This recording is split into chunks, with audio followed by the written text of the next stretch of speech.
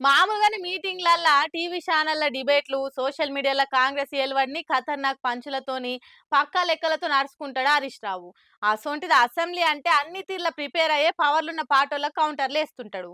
అట్లనే కాంగ్రెస్ ఏడాదిలో చేసిన అప్పుల మీద ఇగో ఇయాల ఇట్లా ఇచ్చి పాడేసిండు.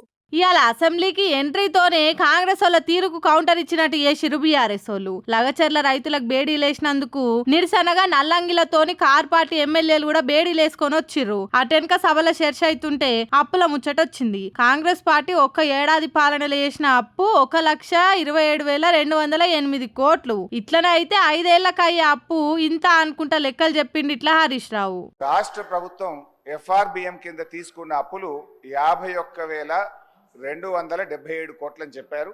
అఫ్ కోర్స్ ఈరోజు ఉదయం నేను రిజర్వ్ బ్యాంక్ ఆఫ్ ఇండియాది కూడా రిపోర్ట్ తీసుకున్న పొద్దున్నే నెట్లో. ఈరోజు కలిపితే ఇంకో 3,000 కోట్లు పెరిగింది. ఆల్రెడీ ఇంతకుముందే 2003వ తారీఖు 5వ తారీఖు తీసుకున్నారు. ఇవాళతో కలిపితే ఇంకో 1000 పెరిగింది. 55,277 కోట్లు ఎఫ్ఆర్బిఎం కింద తీసుకున్నారు. కార్పొరేషన్ గ్యారంటీల కింద 61,991 కోట్లు తీసుకున్నారు.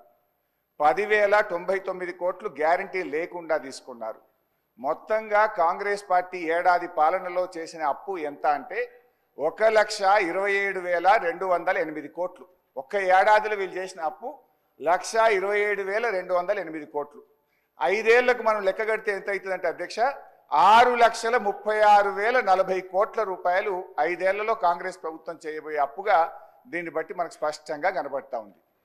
ఇన్నొద్దులు ఎంతసేపు 10 ఏళ్లలో బీఆర్ఎస్ చేసిన అప్పులింత, మొత్తం అప్పులలో ముంచి తిప్పలు పెడుతురు అనుకుంటే కామెంట్లు చేసే కాంగ్రెస్ వాళ్ళకు ఇగో ఇట్లా పక్కా లెక్కలతో క్లారిటీ ఇచ్చిండు మాజీ మంత్రి హరీష్ రావు. ఇప్పుడు చెప్పుర్రు ఇక ఏం చెప్తారో అనుకుంటా కారు కర్తలు షేర్ చేస్తుర్రు ఈ వీడియోని.